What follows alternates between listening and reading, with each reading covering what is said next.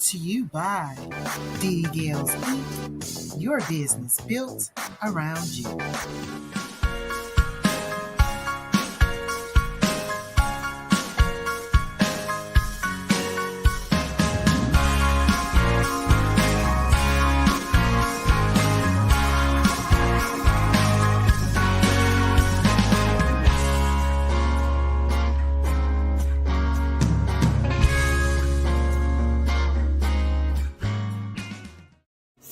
My Mary Kay product of the day is the Mary Kay Minimize 3D 4-in-1 Cleanser. I actually use this on my skin every morning. I use it along with the other products as well, but this is the product of the day. The Mary Kay Age Minimize 3D 4-in-1 Cleanser. If you want it, you can get it from me. It's going to be at a special price for Spirit of Beauty members for a limited time. Reach out. Love you guys. Bye-bye. Tell everyone to tune in. It is time to get caught up with Bishop Dee Gales and change the way you view the world. I'm a hand on my feet. You, crooked letter I-N-E, crooked letter, crooked letter.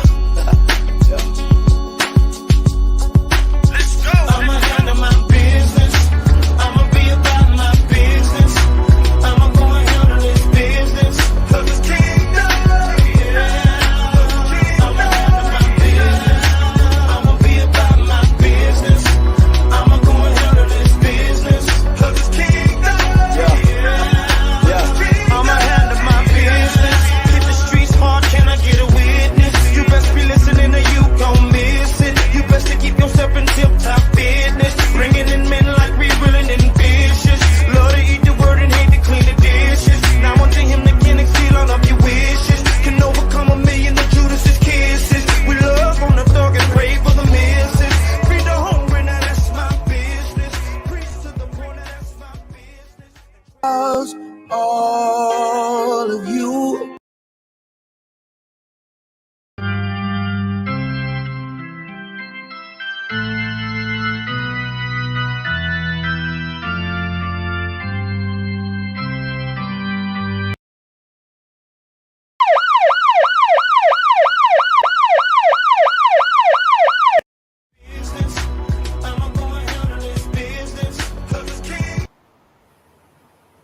Hey y'all. So I was going to be doing this show a little bit later in October, and I changed my mind. I decided to just go ahead and do it while I have the courage to do it, just to go ahead and do it. And so you guys see the title of the video. Anybody who has been following me throughout these 8 years, you pretty much kind of know what's going on, because I do post a lot about what's going on in my life. I don't really hide too much, because I feel like as a minister and as ministers, what's going on as far as our marriages and things like that are concerned, it should be something that the people who follow you are aware of, and the status of that and what's going on with that. So just in an effort of being honest and transparency.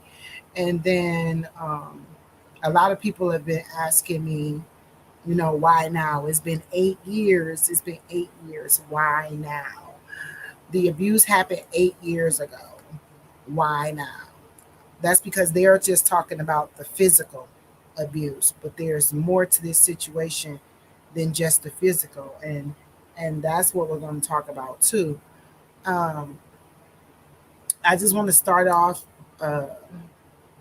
by saying that parental discretion advised, because I don't know how this is going to come out of my mouth. Shoot, I'm kind of high right now. I smoke some weed. So I don't know how this is going to come out. So it's going to come out however it needs to come out, but it needs to come out. And I feel like I'm about to cry, so I'm going to try not to cry. I'm going to talk really slow because when I talk slower, I can control crying a little bit. So let's get started. So why now? Why now? Why am I doing this now? Y'all didn't see me talk about this marriage all over the internet, online, all over the place. Why now? Why am I doing this now? Because basically I am tired of living in his shadow, if that makes any sense. And yeah, I know I'm doing what I'm doing online and everything like that, but I have a husband out there. You know what I'm saying? And and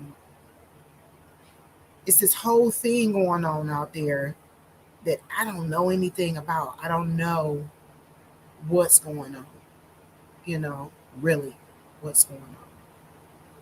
So, and I've been in this marriage for 8 years asking for clarity, asking for direction, asking for reconciliation, asking for reciprocity. And it's just none of those things just seemed to be possible. So he wants to keep up this fake facade of being this single man. When excuse me, when he's still playing married with me, he's still, referring to me as wife or his wife. It's not like he ever talks when it's just me and him, like there's even a thought of a divorce. And the only time a divorce comes up is when I get angry because I'm tired. I'm tired. I'm just getting tired of the situation. I've been as forgiving, I've been as understanding, I've been as permissive, I've been as I don't know what I can say that I can be in the past 8 years to try to find a way to make this marriage work, you know? And and it's just there's been no way to make this marriage work. Not the way that he wants it to be versus the way I know God would want it to be and what I want it to be. And I'm at a point in my life, I'm 50 years old. I have things going on. I see God blessing the ministry to be able to, do a lot more than what it's doing. And I got to share my testimony. In order for me to be able to minister to people and talk to people, I got to get my personal life resolved. Because what is my testimony as long as I'm still in the situation? So now this needs to come to a head. Because how can I minister to anybody else? How can I talk to anybody else? How can I and my situation itself is still just up in the air, just all over the place. And Amos and I have had several conversations this year, more than usual, which is kind of part of the reason why I want to do this too. Um, this year we saw each other more than usual. And then over I think since about, I would say either late May, early June, we've had regular sex more often than past years too. And so I had to start really paying attention to my feelings, to his actions, because I need now at this point to make a decision as to what I need to do with my life going forward. I got legal things going on, that I need to make sure it is in order. Um, I have ministry things going on that I just need to make sure it's in order. And I do plan on being on the social scene a little bit.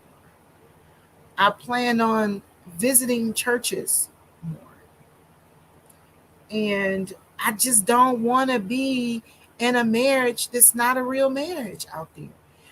Because there was a point throughout this whole marriage, I think after the initial abuse happened, where I had really given up on the prospect of getting married again, or being in another committed relationship after this marriage, because this one was just horrible.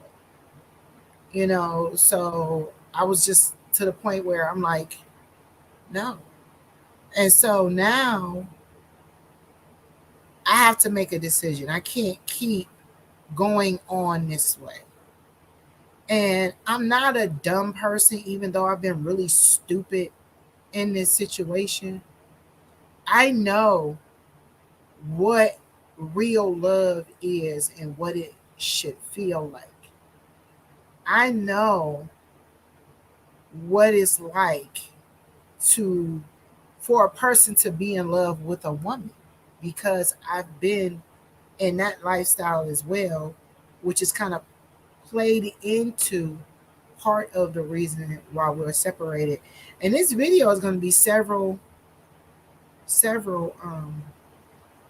parts. I know this already. And in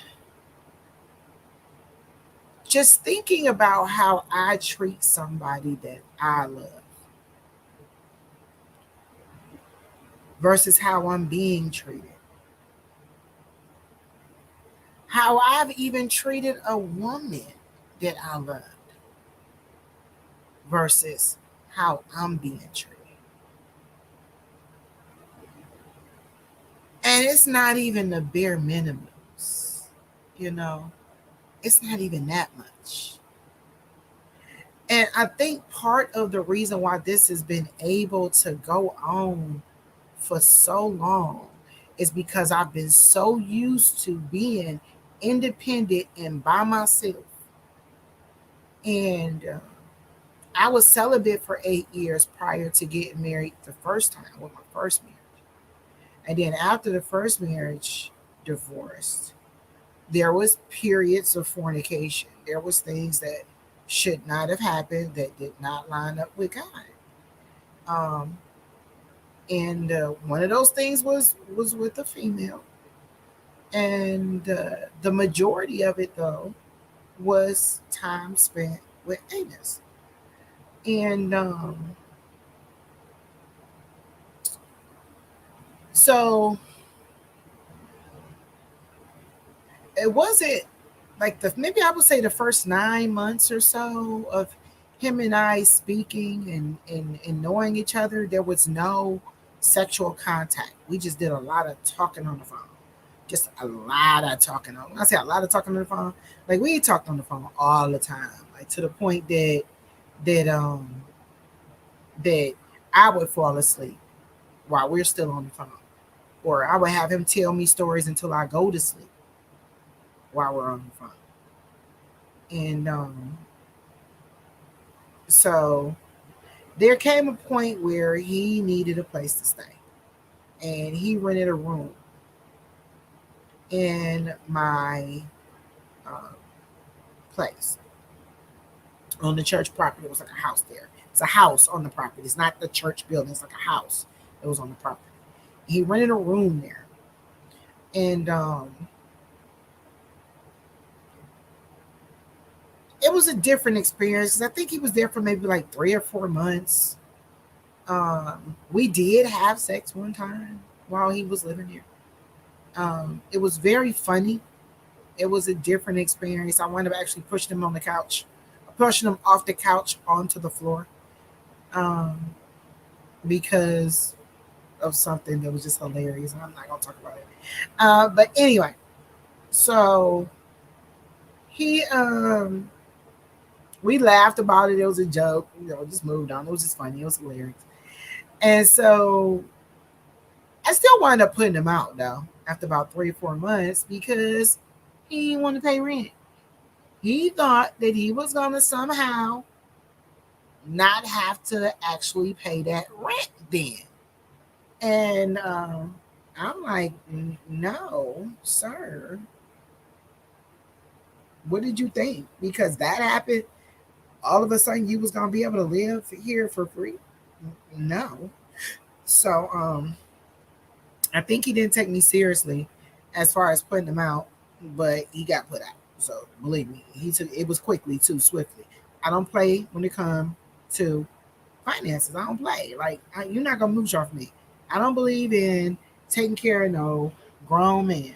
Like a lot of women, I know they do that. They'll go to work every day, leave their man at home, and they taking care of the house, paying all this. No, sir, no, I can't. Get out. Okay. So some time had passed. We wound up connecting again and talking like we normally did. Because all the majority of our relationship and how we connected was we did a lot of talking. Like he would talk me to death. I would talk him to death. We just did a lot of talking. And what we talked about a lot was the Bible. We talked about the Bible, church, the body of Christ. That is what we talked about all the time. When we wasn't talking about male female stuff, we was this majority of time just talking about that kind of stuff, the things of God, right? And so there was a time that we separated again. It was always kind of on and off throughout 3 or 4 years, just on and off, about 4 years or so, just on and off. And then and I'm trying to think, give me a second. So then I had moved out of the church property and I was living somewhere else. And Amos reached out to me. And when he reached out to me, it was funny because he had put in there, like, I command you in the name of Jesus to respond to me. So it was just hilarious. And I got several different Facebook accounts, and I'm not in all of them all the time. I only have one that I'm really in the most, and I just connect the posts through one and then just log into the other ones just to accept them. And, you know, so I don't see the inboxes all the time. So I just happened to log in one update, and then boom, I seen the message. So I'm like, okay, what's up? He reached out. He came over to where I was at, shooting his shot. And I just kind of explained to him, like, I'm at a place right now where I'm not having sex with you. We're not gonna have sex. We're not gonna do that no more. Like, if you want, we want to get married, we can get married. We can do it the right way, but I'm just not gonna have sex with you no more. And then he was like, "Well, let's do it." So we did it. We got married. So it was about a month or so afterward. It was quick. We got married really quick afterward. Um, and so we didn't have sex prior to that intercourse. We didn't have intercourse. Let me use that correctly. There was sexual contact, but we did not have intercourse prior to getting married. So after reconnecting. And so we got married. And when we got married, we had a conversation because I had to explain to him that I was not going to be able to immediately move in or take it, or be able to pay, fully my half of the bills um, starting out because I had car repairs and stuff that I needed to get taken care of. And those things were already slated prior to, us deciding to pop up and go to the Justice of Peace and get married. I still got to get this stuff done with this car first. So, um, and he was like, okay. I said, I'll be able to move in. We got married August 7th. I said, I'll be able to move in October. I said, give me a little bit to get this car taken care of. I'll be able to move in October. And he was here fine at first. And so then maybe like a couple of days later, we're on the phone talking. And he just expresses that, don't worry about it. Just come on. I want you to move in. I want my wife with me, blah, blah, blah. And I said, well, I told you I'm not going to be able to kick in, for until October, like flat out. I'm not going to be able to. And so he was like, no, that's all right. I want my wife with me. So I'm like, happily, all right, okay, let's go. You know. So I moved my stuff on in there. Now I had brand new black leather furniture. He would not let me bring any of my brand new furniture to his house because we didn't move into my house on the church property. We moved into his apartment, his a two family that he was living in. It didn't make sense to me because he's moved him out, but nonetheless, we moved into this two family that he was living in, and he wouldn't let me bring any of my new furniture. I had a new stove, new refrigerator, everything. I had a house full of. I mean, I live in a big old house. I had a house full of furniture. I had enough for two living room sets. I could have furnished 2-3 houses with all the furniture that I had in the house. But he wouldn't let me bring any of my new furniture. Should have been a red flag. I should have known that was a red flag from day one. That was a red flag, you know. Um, but I kind of tried to understand his point of view because he was trying to say like, it'll be like everything in the house is mine and nothing of it is his. So what I did is he had furniture in there. So I brought a living room set of mine that wasn't there. I brought that there. And that was in our living room. That was our main set. And then we had his set in like the dining room, and that's how the house was set up. So we moved down in there. Now the first week was great. And I just want to state, like, Amos smokes. He smokes cigarettes. Anybody who knows him knows it's not like I'm telling some big secret. Everybody know Amos smokes cigarettes, like a chimney. And I smoke weed though. So, um, but I can't stand cigarette smoke. I hate it. I'm allergic to it. Make my nose itch, my eyes itch. I start sneezing. I hate cigarette smoke. So that was something we had to learn how and figure out how we were going to navigate in a household together because that was kind of a big deal. Um, that he smoked, but it was fortunate that we had um a place that we lived in that had an upstairs downstairs. Even though it was two family, our upstairs unit had an upstairs downstairs, and then the upstairs had 2 bedrooms.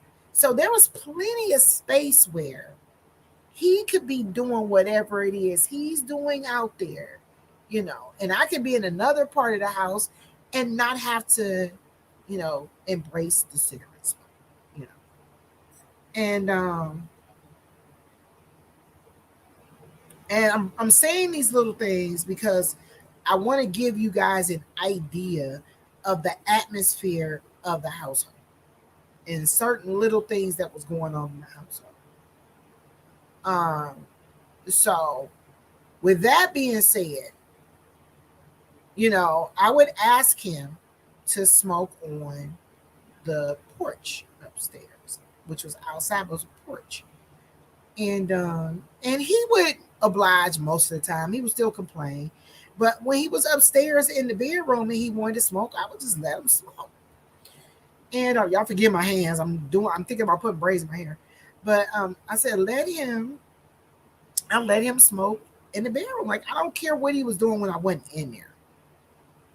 So if he was in the bedroom smoking, I would go downstairs and be in the living room watching TV.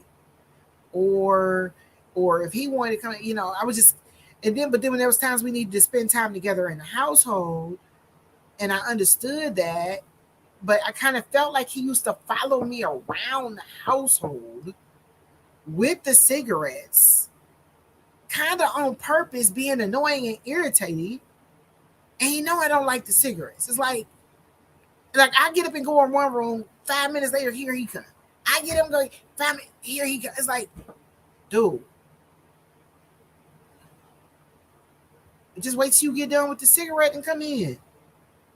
And that's been a thing throughout the whole 8 years. Him wanting to smoke in the house, like he just can't not smoke in the house. It's crazy. So, and then he could smoke in the house, but just like be okay with the fact that I go in another room. But it's like, not only do he want the freedom to be able to smoke in the house, I gotta be sitting right next to him while he do it, getting secondhand cancer. I don't want it, you know. And so that was one of the little things that was kind of give you an idea of what the atmosphere of the house is like. And so then finances. Now I told y'all that I told him that I wasn't gonna be able to really financially. Now I did do little stuff, but I wasn't gonna be able to financially kick in until October. You know, so the first week was great. I mean, it was a great week. I mean, we only had sex twice, but still, I understand it's a great week. I enjoyed the week fine because you're not that big a deal. Um, so then the second week rolls around. Amos's behavior starts to really change and get very peculiar at this point. Um, and I'm just talking about within the household. I'm not even talking about outside the household because we need to talk about church and what happened when we went to church. But right now, let's just talk about what happened in the house. So, I'm a newlywed. We just got married, right? So, nighttime come, I get all cute, but I smell good. And then anytime I try to touch him or reach for him, oh, you always want to say sex. That's all you think about. Sex, sex, sex, sex. I gotta pay these bills. We gotta worry about this. We gotta do it. It's things I need. I need this. I need that. I need this. I need that. Making me feel like I was some kind of sex fiend because I wanted to have sex with my husband and bills needed to be paid. Like, oh my God, we can't have sex tonight and get up and worry about the bills tomorrow. Like, fuck, what does it matter? The bills, us not having sex is not going to help the bills get paid.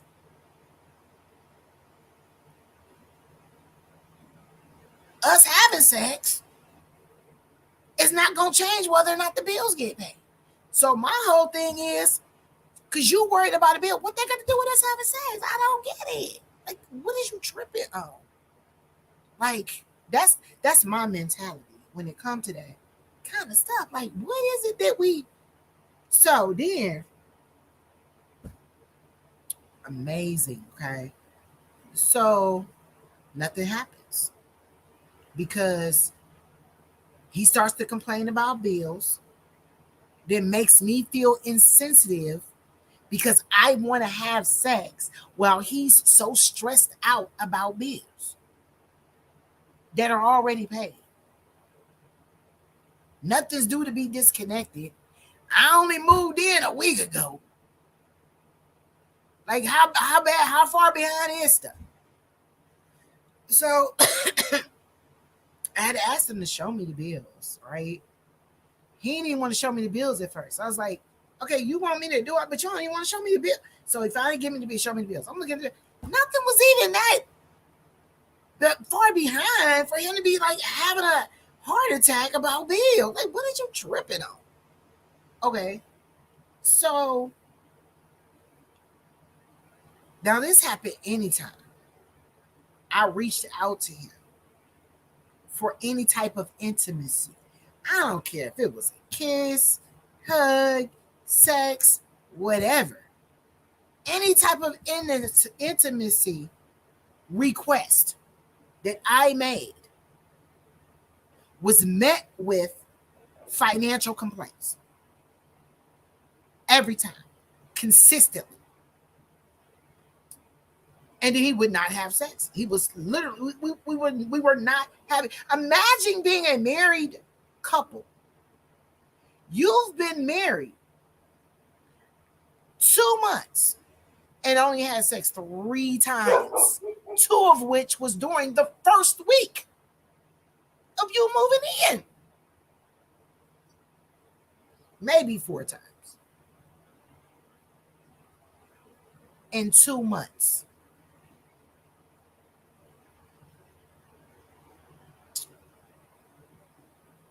Okay.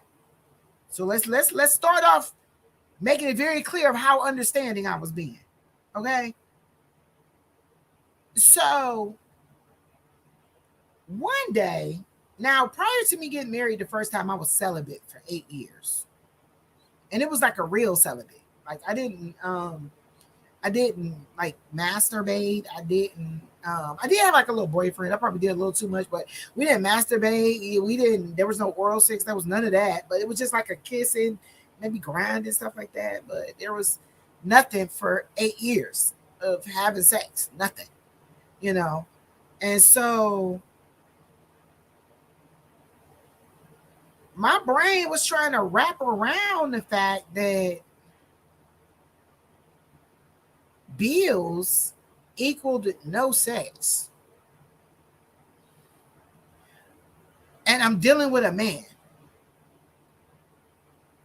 And because I've been in a long-term relationship with a female before who was still not even that nagging, um, but I've been in relationships with females before, and I have never dealt with a woman who nagged me as much as Amos did. And he nagged me about money. And it was always that was all it was ever about was money. Anything was about money. And I used to, and he just get mad because I was just too calm and too laid back. Like, because he started to, frazzle up and get all that growl because about money. And I'm just leaning back looking at him like, dude, you got a wife. What is you tripping? Nothing's getting cut off. Like, what is you tripping for? Like, this is exactly how I am. And he tries to make it seem like to people that I'm this like super fiery, yelling, screaming, arguing, starting. No, that was him. And it got to the point it was so bad that I literally looked at him in his face. Because let me explain something to y'all. Now, I have flesh that I need to keep under subjection. Okay? There is an old me. And I don't even know how old it is because she probably around right now. But there is an old me at that time when I got married that was crucified. That lesbian was crucified. I had no desire to be with any other person other than my husband. That's it. Now, did that mean that I didn't struggle with attractions to women? Of course I did. I mean, duh. And that was made clear to him. But it was never to me anything that he needed to worry about. I was completely content in the marriage because I kept those temptations away from me. And that's the reason why I live my life secluded a lot because of those temptations. Now, do it mean that I haven't got into some junk I ain't got no? Of course I have. Junk will find you. No matter how much you try to hide, it will find you. So I had no desire to be with any other person other than Amos. So when we kept coming to this brick wall every time I tried to be intimate with him, where he would constantly bring up bills. Like, I'm trying to be intimate with my newlywed husband. We've been married less than 2 months. And anytime I try to touch him, hug him, whatever, it didn't matter what it was just he just pushed me off of him. That's all you care about is sex. That's all you think about is sex. That's all you say. I'm worried about these. I got this. I need to get this done with my car. I need to get it. Just I'm bitching, moaning, complaining. Like it started to boil up in me to the point that I was so angry that he would literally walk around following me, nagging me and complaining about finances. I felt like I was in a relationship with a woman. And I looked at him and I said to him, I said, if I wanted to be married to a bitch, I would have married one. And I know that was bad to say. I know it. That was bad. That was bad for a man to hear his wife say to him. But I don't think he understood how bad it was for a wife to have her grown ass husband, who is supposed to be the head of the household, nagging me like a little bitch all day. When I explained to you prior to moving in what I would be able to do and when, you thought you was going to squeeze blood from a turnip.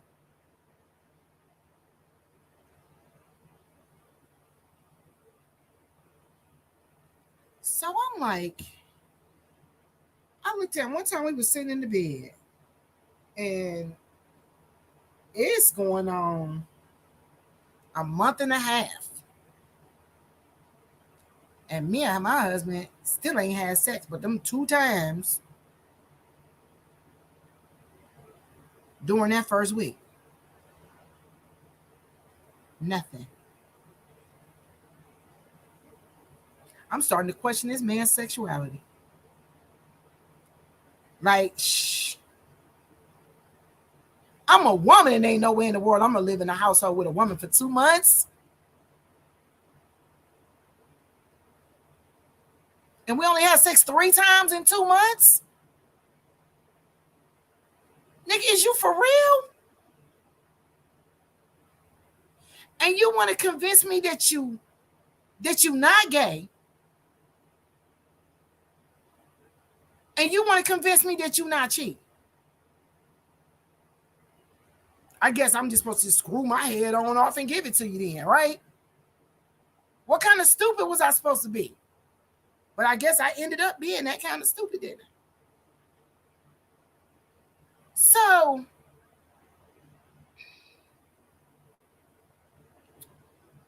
we eventually have sex again.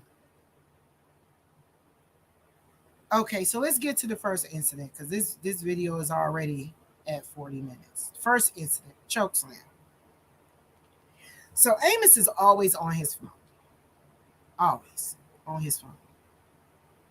Playing this little poker game thing that he's playing. And I'm nosy. I done peeked over his shoulder. He really do be sitting up there playing that little spades game. Whatever that is he playing. He really do be sitting up there playing that thing. Now, I think he be sneaking and probably talking to other people, but he really do be on that little thing all the time. And I was actually kind of cool with it. It was never a big deal to me for him to be on that phone because this is the way I thought about it, you know. Am I going to trip about him being on the phone and he in the house? Shit. Nigga, stay on that phone. I don't care. That's how much I want y'all to understand. I wasn't that kind of person that cared about little. I don't care, you know. So I was trying to talk to him about, you know, the intimacy issue. With the fact that, you know, it's been a month and we've only had sex twice. And that was the first week. We need to have a conversation. And then while I'm talking to him, he's not paying me any attention and he's in the phone. And I got kind of irritated with him about that. And I did grab his phone. I snatched his phone. I snatched the phone out of his hand. And I was like, look, you gonna listen to me. Now I wasn't trying to look in his phone because I'm not that kind of person. I've never looked in his phone, ever. I've never been like that kind of person, period. So I snatched his phone and he was trying to get his phone back from me. So then he goes over to the living room window. Now I'm standing at the doorway between the living room and the dining room. And I'm in the doorway. So then you got from the living room from the doorway to the living room windows, the bay windows. Amos goes to the window, lifts the window up, yells out of the window and says, "Stop! Get your hands off me! Quit hitting me! Quit hitting!" Now, mind you, I'm across the room. I'm looking at this motherfucker. I'm looking at him, and I walk over as soon as he get done yelling out the window like he done lost his man. I walk back to the window. I say, "Ain't nobody hitting him. He crazy." And then I put the window down. And I was like, "What the hell is wrong with you?" So then he trying to get the phone back. So he holding the phone. I hold the phone up. I'm trying to, talk to him like we need to talk. And I'm not looking at his phone, so it's not like he need to get the phone because I'm trying to look in it. I wasn't looking at it. I wasn't looking at it. I just wanted to talk to him. Like, listen to me. I'm trying to talk to you. And so I got the phone like this. He's in front of me trying to like reach and get the phone. He grabs me by my neck like this, took me up, slammed me down to the floor, and was like, "I ought to rape you." And then I'm squirming around because he actually was trying to undo his pants and stuff. And I'm starting to squirm around. I'm fighting with him. And then I get up off the floor. And then I threw him his phone. And then I'm like, "What the fuck is wrong with you?" I said, "You know that I was molested as a child. Like, why in the hell would you do and say something like that? Like, what the hell is wrong with you?"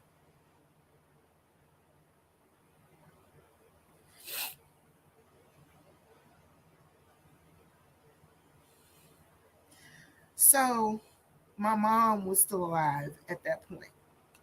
I called my mom and told her what happened. I called my son and I told my son what happened.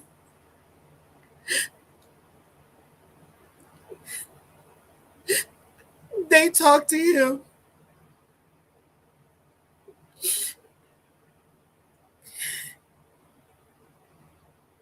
He just promised that, he tried to explain the way. I can't even really, because when he was talking to them, I kind of just walked away because I didn't know what to do.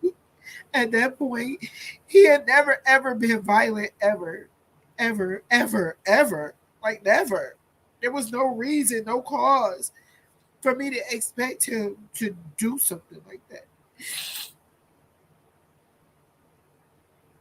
And I think that when it happened,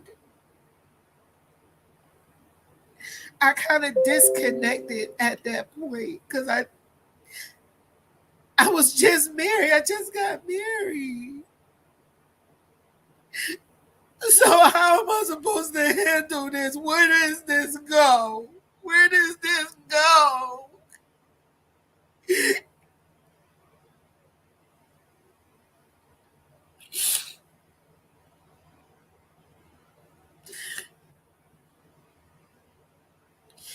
I just started smoking more and more. I didn't really know what to do at that point. I was just in the house and I'm just looking at him totally different at this point. Trying to like wrap my mind around what I done married. Like, who is he?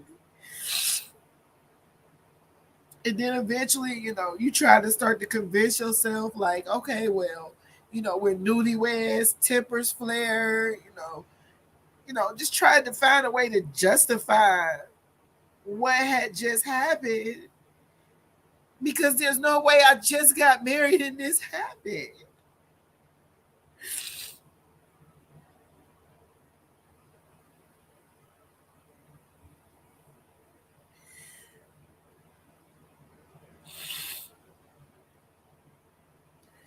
So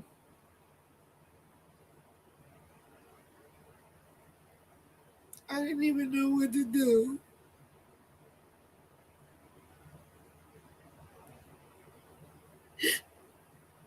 I didn't even know what to do at that point. I was just there. And I feel like I've been just here ever since, you know. And even though it was the last incident that caused us to separate the house, I actually think it was that incident that kind of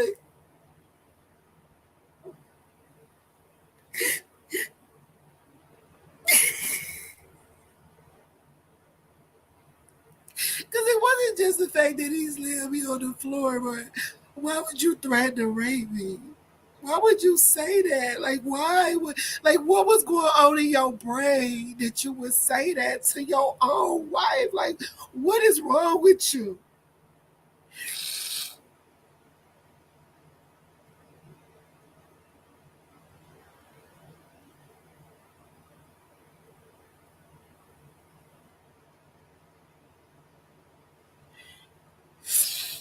So I didn't tell the church. I didn't tell anybody but my mother and my brother. I didn't even tell my daughter right away. And she was actually living in the house with us. She just wasn't there. But I told her a couple of days later.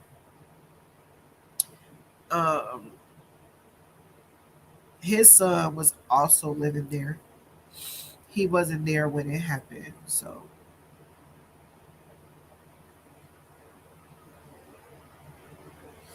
that kind of changed a lot in me. So I think over the past week or so, God kind of showed me that I've been dealing with that what is that syndrome stuff? Um, I swear I know the name of it, y'all, but my brain can't even think about it right now. Stockholm. And because I was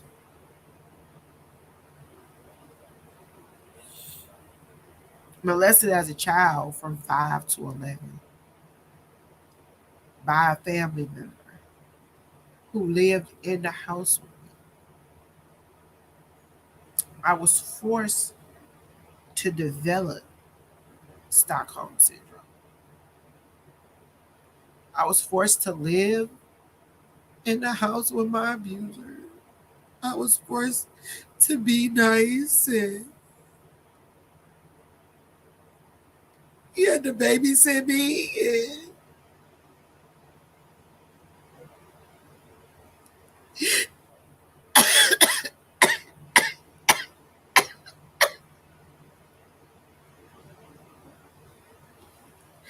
so I think when that happened,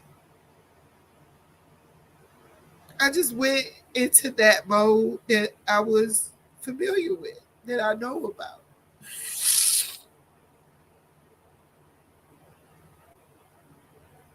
So that was the first one.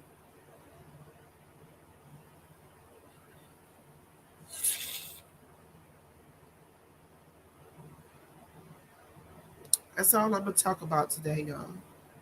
Thank you. Bye-bye. Hey yo, you already know what it is when the business pop off. You guess right, homie, yeah, it's Mr. Pop Off. On track with that top door that can't get knocked off. It's Canton, can we cameo on our hot song? Kingdom is life for us, so you get the same thing, homie, even if the camera's not on. The only time we front is shotgun. You get that? Get back, I near lose space when I drop songs. Ballin' about mine, do what I'm told. Fresh out the prayer closet, I be after the soul. Before and after the album sold, but on the strip, I'm really more concerned about the path you chose. To choose life and the cash you roll, like the wheels on a Cadillac before the casket closed. Thank God for that classic flow that attract traffic flow. The kingdom of God, let's go.